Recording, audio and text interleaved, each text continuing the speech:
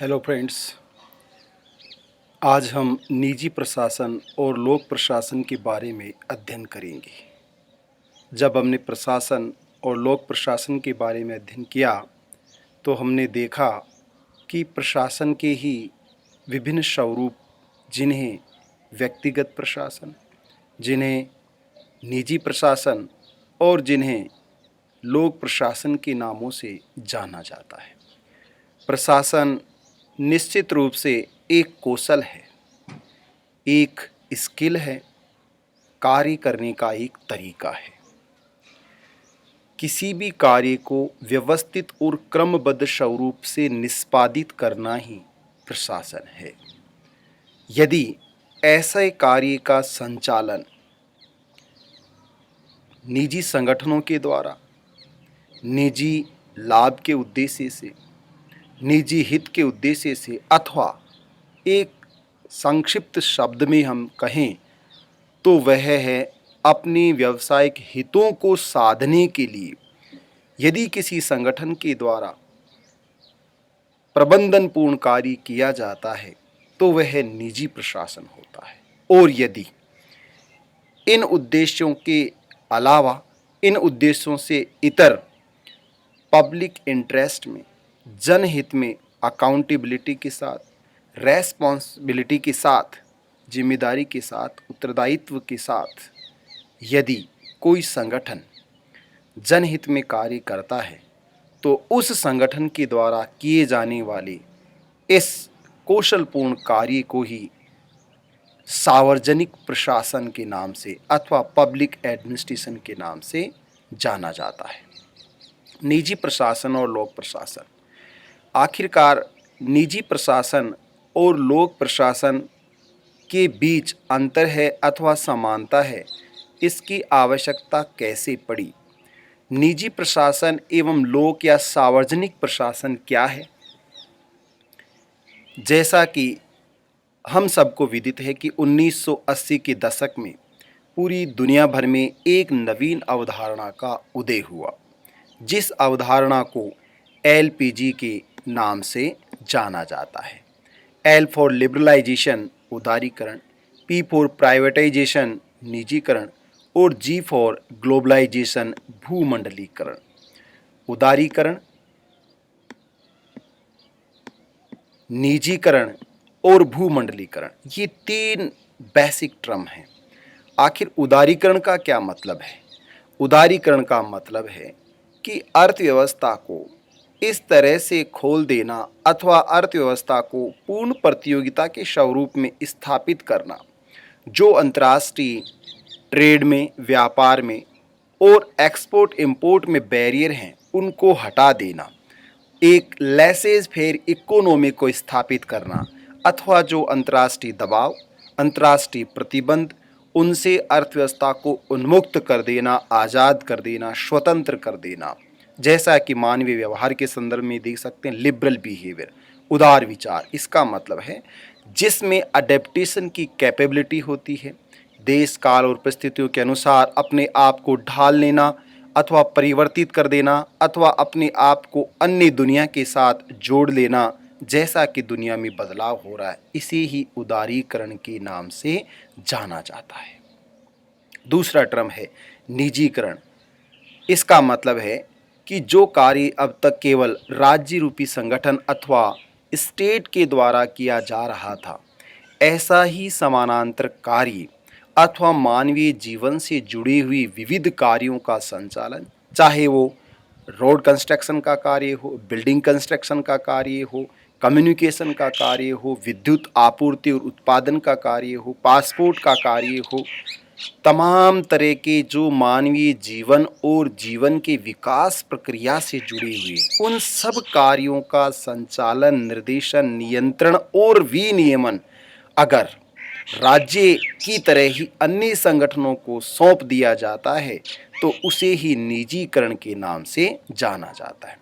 यदि विकासशील देशों में भारत की बात करें तो हम इसको बड़ी आसानी से महसूस कर सकते हैं कि वर्तमान सरकार, हालांकि ऐसा नहीं है केवल इसी सरकार के द्वारा प्राइवेटाइजेशन किया जा रहा है, मनमोहन गवर्नमेंट में भी डी इन्वेस्टमेंट की प्रक्रिया, जो विनिवेश की प्रक्रिया थी, उसको आगे बढ़ाया गया।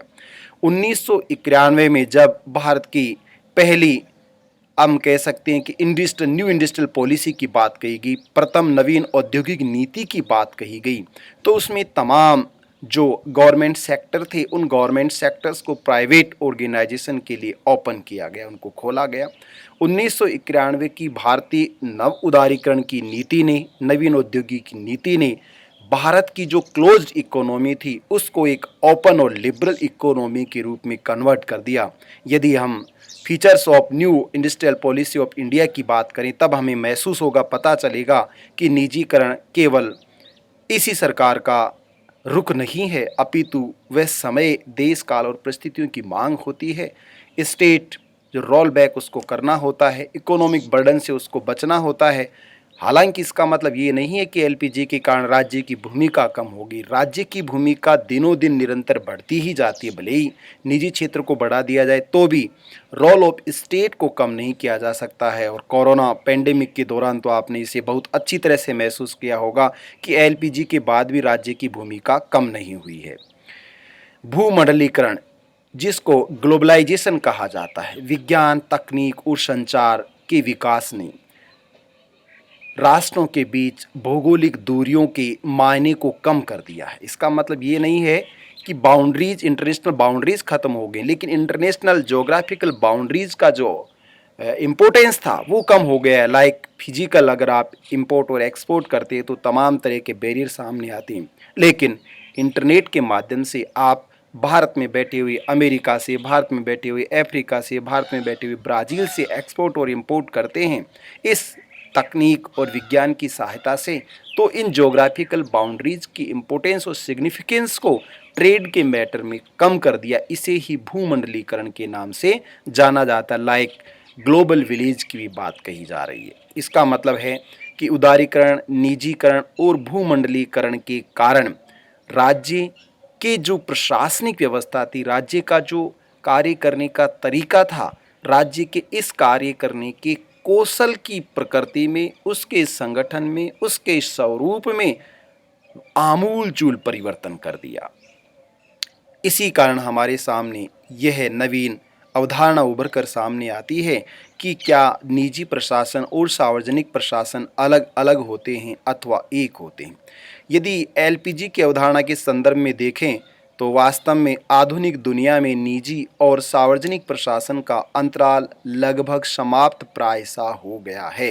अर्थात निजी और सार्वजनिक क्षेत्र में नाम मात्र का अंतर रह गया है, अथवा हम कह सकते हैं कि वह जनहित को केवल राज्य ही नहीं, प्राइवेट संगठनों के द्वारा भी इसको आगे बढ़ाया जा रहा है।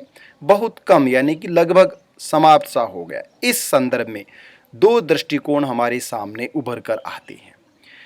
कुछ प्रशासनिक चिंतकों की मान्यता है कि प्राइवेट एडमिनिस्ट्रेशन और public administration both are equal, and some administrative thinkers assume that both are different and separate। निजी प्रशासन और सार्वजनिक प्रशासन एक जैसे होते हैं, निजी प्रशासन और सार्वजनिक प्रशासन दोनों अलग होते हैं। ये अनेक प्रशासनिक विचारकों के मंतव्यों का विश्लेषण किया जाएगा। निजी एवं सार्वजनिक प्रशासन को एक जैसा मानने वाले विचारकों में थॉमस वुड्रो विल्सन,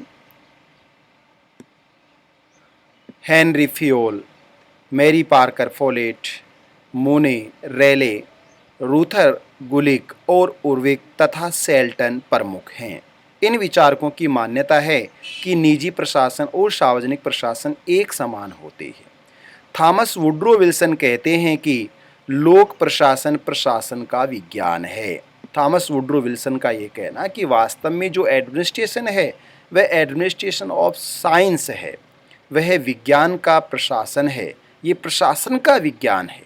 इसका मतलब है कि जिस तरह से साइंस, जो नेचुरल साइंस होती हैं, उसी तरह से जो एक सिग्निफिकेंट अथवा स्पेसिफिक रूल्स और रेगुलेशन के अनुसार ऑपरेट होते हैं, नियमों के अनुसार संचालित होते, ऐसे ही प्रशासन की भी कुछ रूल्स, रेगुलेशन और लॉज होते हैं जिनके अनुसार प्रशासन को ऑपरेट किया जाता है। इसलिए लोक प्रशासन निसंदेह प्रशासन का विज्ञान है।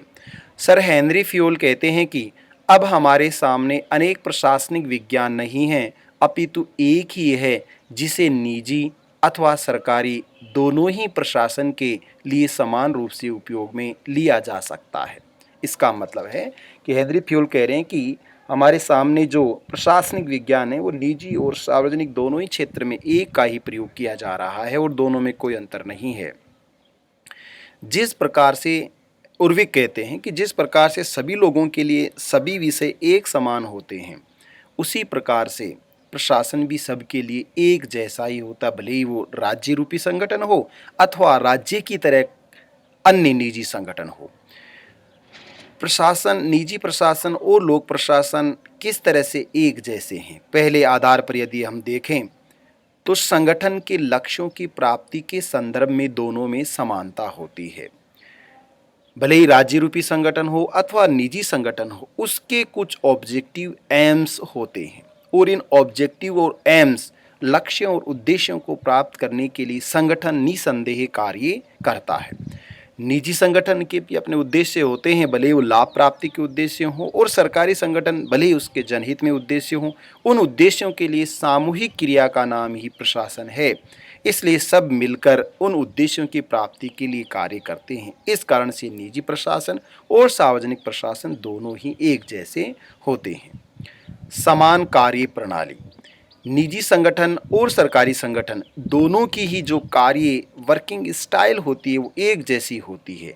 लगभग जैसे हम देखें कि एजुकेशनल इंस्टीट्यूशन में, ऐसे शिक्षण संस्थानों में, प्राइवेट हॉस्पिटल और गवर्नमेंट हॉस्पिटल में तमाम तरह की जो वर्किंग नेचर होती है एक जैसी ही हमें दिखाई देती है। उसमें बेसिक या फंडामेंटल चेंजेस, डिफरेंसेस ज़रूर होते हैं, लेकिन मोटे स्वरूप में उनकी वर्किंग स्टाइल एक जैसी होती है। पासपोर्ट ऑफिस में आप देख सकते हैं, सरकारी कार्यालयों में की अलग समस्याएं होती हैं, निजी संगठनों की अलग समस्याएं होती हैं, परंतु कार्य प्रणाली दोनों की एक जैसी ही होती है। कार्मिकों के चयन के संदर्भ में समानता, दोनों ही प्रकार के संगठनों में स्टाफिंग का इम्पोर्टेंट रोल होता है और दोनों ही प्रकार के संगठनों में कर्मचारियों के द्वारा ही सामूहिक रूप से लक्ष्यों और उद्देश्यों को प्राप्त करने के लिए कार्य किया जाता है। इसलिए हम कह सकते हैं कि कार्मिकों के चयन में मेरिट बेस्ड पद्धति जो होती है, रिटन एग्जामिनेशन होता है और तमाम तरह के ट्रेनिंग अथवा अन्य प्रकार के प्रशिक्षण जो होते हैं, पदोन्नति के लिए आवश्यक रिक्वायरमेंट होते हैं, उन सब की आवश्यकता दोनों ही संगठन में होती है। तीसरा समानता का आधार है निजी और सार्वजनिक क्षेत्र में कार्मिकों का निरंतर हस्तांतरण हो रहा है। हाल ही में मोदी एडमिनिस्ट्रेशन के द्वारा 11 जॉइंट सेक्रेटरी लेवल के ऑफिसर प्राइवेट एडमिनिस्ट्रेशन अथवा प्राइवेट ऑर्गेनाइजेशन से गवर्नमेंट ऑर्गेनाइजेशन में ट्रांसफ़र किए गए हैं या रिप्लेस किए गए हैं, सब्स्टिट्यूट किए गए हैं। इसका मतलब है कि अनेक प्रकार के जो उद्यमी होते हैं, कर्मचारी होते हैं, निर्देशक होते हैं, प्रबंधक होते हैं, सरकारी क्षेत्र से निजी क्षेत्र में और निजी क्षेत्र से सरकारी क्षेत्र में इनकी अदला बदली हो सकती है। इसका मतलब है कि फिर निजी क्षेत्र और सार्वजनिक क्षेत्र में कोई अंतर ही नहीं रहा है। निजी क्षेत्र की तरह लाभ प्राप्ति की आशा में अथवा संगठन को व्यावसायिक स्वरूप प्रदान करने के लिए सार्वजनिक क्षेत्र में भी इनको नियुक्त किया जाता है। इसी तरह से रेलवे का निजीकरण करना, ओएनजीसी का निजीकरण करना या महारत्न और मिनी रत्न कंपनियां जो बड़ी मात्रा में लाभ प्रदान कर रही हैं, व्यावसायिक कॉरपोरेशन के रूप में कार्य करते हैं, उनको भी निजी क्षेत्र में दे देना, ये निजी और सार्वजनिक क्षेत्र में हस्तांतरण की प्रक्रिया का ही प्रतीक होता है। इसका मतलब है कि ये इस बात का सिंबल है कि निजी प्रशासन और सार्वजनिक क्षेत्र में, सार्वजनिक प्रशासन में अब कोई विशेष अंतर नहीं रहा है। दोनों ही प्रकार के प्रशासन में भले ही लेखांकन का कार्य हो, प्रबंधन का कार्य हो, फाइल सिस्टम का कार्य हो, लेखांकन, प्रबंधन और फाइलिंग प्रणाली दोनों ही प्रकार के प्रशासन में समान रूप से पाई जाती है। दोनों ही प्रकार के प्रशासन में अथवा संगठनों में प्रगति के लिए, उन्नति के लिए निरंतर बदलाव की, परिवर्तन की, सुधार की, इनोवेशन की, नव प्रवर्तन की और रिसर्च अनुसंधान की आवश्यकता होती है। सरकारी क्षेत्र की अपेक्षा निजी क्षेत्र में इसकी और ज़्यादा आवश्यकता होती है। इन 6 आधारों पर यह कहा जा सकता है कि निजी प्रशासन और सार्वजनिक प्रशासन में कोई विशेष अंतर नहीं है, दोनों एक ही हैं। परंतु कुछ प्रशासनिक चिंतकों की मान्यता है कि निजी प्रशासन और सार्वजनिक प्रशासन में भले ही कितनी ही समानता हो, परंतु फिर भी बेसिक डिफरेंसेस रहेंगे और इस आधार पर हम निजी प्रशासन और सार्वजनिक प्रशासन में अंतर अथवा विभेद या भिन्नता को अभिव्यक्त कर सकते हैं। तो आइए इन प्रशासनिक विचारकों के मंतव्य को अभिव्यक्त करते हैं। Peter F Drucker, Herbert Simon, P H Appleby, Fesler, sir Josiah Stamp तथा निग्रो प्रमुख प्रशासनिक विचारक हैं जिनकी मान्यता है कि निजी एवं सार्वजनिक प्रशासन दोनों एक दूसरे से भिन्न होते हैं। उनका ये मानना है कि दोनों ही प्रशासन एक दूसरे से भिन्न होते हैं। कैसे होते हैं? पीटर एफ डरकर स्टेट्स दैट, पीटर एफ डरकर कहते हैं कि लोक प्रशासन और निजी प्रशासन में उद्देश्यों, मूल्यों और सामाजिक उत्तरदायित्व का अंतर होता है। पीटर एफ डरकर का कहना है कि निजी प्रशासन के उद्देश्य व्यवसाय से जुड़े होते हैं, जबकि सार्वजनिक प्रशासन के उद्देश्य जनहित से जुड़े होते हैं। निजी प्रशासन के कोई मूल्य या वैल्यू नहीं होते हैं, वो केवल व्यवसाय पर बल देते हैं, जबकि सार्वजनिक प्रशासन के अपने मूल्य और नॉर्म्स होते हैं, मानक होते हैं। सामाजिक उत्तरदायित्व, निजी क्षेत्र का सामाजिक उत्तरदायित्व हो ये जरूरी नहीं है। हालांकि अभी company act 1956 which replaced by the company act 2013 with the social corporate social responsibility, CSR के रूप में उसको कन्वर्ट कर दिया गया है, जो अपने निर्धारित बेनिफिट्स का कुछ हिस्सा सोशल रेस्पॉन्सिबिलिटीज़ के रूप में उनको कंप्लीट करने के रूप में एक्सपेंडिचर करेगा, खर्च करेगा। तो सामाजिक उत्तरदायित्व सरकारी क्षेत्र का अधिक होता है, निजी क्षेत्र का नहीं हो या बहुत कम होता है। हर्बर्ट एंड साइमन कहते हैं, हर्बर्ट साइमन का कहना है कि निजी प्रशासन और सरकारी प्रशासन में नौकरशाही की प्रवृत्ति, ब्यूरोक्रेटिक नेचर, राजनीतिक वातावरण, पॉलिटिकल एनवायरनमेंट और रेड टेपिज्म के आधार पर अंतर किया जा सकता है। जो सरकारी प्रशासन है उसमें एरोगेंस और ब्यूरोक्रेसी देखा जाता है, नौकरशाही की प्रवृत्ति होती है। उनको ये लगता है कि वो राज्य रूपी संगठन के मालिक हैं, राजा हैं और वो ही प्रधान, वो सेवक नहीं अपितु वो प्रधान मालिक हैं, और इसलिए वे आम जनता के शोषण करने में, आम जनता की समस्याओं का निदान नहीं करने में अथवा आम जनता की समस्याओं से को समाधान नहीं करने में अधिक रुचि लेते हैं। विकासशील देशों में अथवा भारत जैसे विकासशील देशों में हम देख सकते हैं कि नौकरशाही की दंभ और अहम की प्रवृत्ति अथवा नौकरशाही की अयोग्यता का ही परिणाम है कि भारत उन विकसित देशों की श्रेणी में नहीं जा पा रहा जो जहां विशेषीकृत नौकरशाही को स्थापित किया गया। राजनीतिक वातावरण, पॉलिटिकल एग्जीक्यूटिव और परमानेंट एग्जीक्यूटिव के बीच जो पॉलिटिकल एनवायरनमेंट है उसके कारण हम देख सकते हैं कि वह निजी क्षेत्र में नहीं दिखाई देता, प्राइवेट क्षेत्र सरकारी क्षेत्र में बहुत अधिक इंटरफेयर अथवा हस्तक्षेप हमें दिखाई देता है। लाल फीताशाही कार्य में अनावश्यक देरी को ही रेड टेपिज्म के नाम से जाना जाता है। इंडियन ब्यूरोक्रेट्स बिना किसी वजह से केवल लोभ और लालच अथवा करप्शन के कारण निर्धारित समय में अपने निर्धारित कर्तव्यों का पालन नहीं करते और कार्य में अनावश्यक देरी करते हैं। इसलिए इस आधार पर, तीनों आधारों पर हर्बर्ट साइमन कहते हैं कि राज्य रूपी प्रशासन या सार्वजनिक प्रशासन और निजी प्रशासन में अंतर किया जा सकता है। पॉल एच एपलबी कहते हैं कि निजी प्रशासन और सार्वजनिक प्रशासन के बीच के अंतर को मुख्य आधार लोक महत्व, पब्लिक इम्पोर्टेंस, उसका प्रभाव, पब्लिक अकाउंटेबिलिटी और पॉलिटिकल स्ट्रक्चर के रूप में माना जा सकता है। अर्थात सार्वजनिक प्रशासन लोक महत्व का प्रशासन होता है और उसका प्रभाव बहुत व्यापक होता है, जबकि निजी प्रशासन में ऐसा नहीं है। सार्वजनिक प्रशासन की सार्वजनिक जवाबदेहिता होती है और उसके साथ एक निश्चित पॉलिटिकल स्ट्रक्चर जुड़ा होता है, परंतु निजी प्रशासन के लिए अपरिहार्य नहीं है। सर जोसिया स्टाम कहते हैं कि सार्वजनिक और निजी प्रशासन के बीच एकरूपता, वित्तीय नियंत्रण, जन उत्तरदायित्व और लाभ के स्वरूप के आधार पर अंतर किया जा सकता है। अर्थात integrity, financial control, public accountability और प्रॉफिट जो कि निजी क्षेत्र से नहीं जुड़ी हुई, लाभ का स्वरूप निजी क्षेत्र केवल लाभ के उद्देश्य से अथवा व्यवसाय के काम के आधार पर संचालन करता है, जबकि सार्वजनिक प्रशासन का उद्देश्य लाभ प्राप्त करना नहीं होता है। इन विचारकों के अनुसार निजी और सार्वजनिक प्रशासन एक दूसरे से भिन्न होते हैं, जिन्हें निम्न आधारों पर अभिव्यक्त किया जा सकता है। निजी और सार्वजनिक प्रशासन की प्रकृति में अंतर होता है, उद्देश्यों में अंतर होता है, संगठन के स्वरूप में अंतर होता है, संगठन के आकार में भिन्नता होती है। अर्थात निजी क्षेत्र की प्रकृति व्यावसायिक होती है, सार्वजनिक क्षेत्र की प्रकृति जनहितकारी होती है। निजी क्षेत्र का ध्येय और उद्देश्य केवल लाभ प्राप्त करना होता है, सार्वजनिक क्षेत्र का उद्देश्य जनहित करना होता है।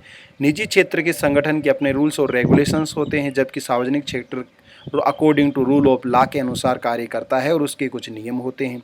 निजी क्षेत्र का आकार सार्वजनिक क्षेत्र के आकार से बड़ा नहीं हो सकता है। सार्वजनिक क्षेत्र राज्य रूपी संगठन जो सबको नियंत्रित, निर्देशित और विनियमित करता है, उसके बराबर समाज का भी आकार नहीं है। जन उत्तरदायित्व, व्यापारिक इच्छा शक्ति, वित्तीय संसाधन, पारदर्शिता, कार्यकुशलता के आधार पर निजी क्षेत्र और सार्वजनिक क्षेत्र में अंतर होता है। सार्वजनिक क्षेत्र का जन उत्तरदायित्व होता है, निजी क्षेत्र का नहीं होता। निजी क्षेत्र व्यापारिक इच्छा शक्ति होती है, सार्वजनिक क्षेत्र की व्यापारिक इच्छा शक्ति नहीं होती। निजी क्षेत्र के वित्तीय संसाधन सीमित होते हैं, सरकारी क्षेत्र के वित्तीय संसाधन असीमित होते हैं। निजी क्षेत्र में पारदर्शिता हो या नहीं हो, सार्वजनिक क्षेत्र में पारदर्शिता को रखना होता है। निजी क्षेत्र में कार्यकुशलता पर अधिक बल दिया जाता है, सार्वजनिक क्षेत्र में कार्यकुशलता पर अधिक बल नहीं दिया जाता है, या सार्वजनिक क्षेत्र में शामिल होने के बाद कार्यकुशलता को महत्व नहीं प्रदान किया जाता है।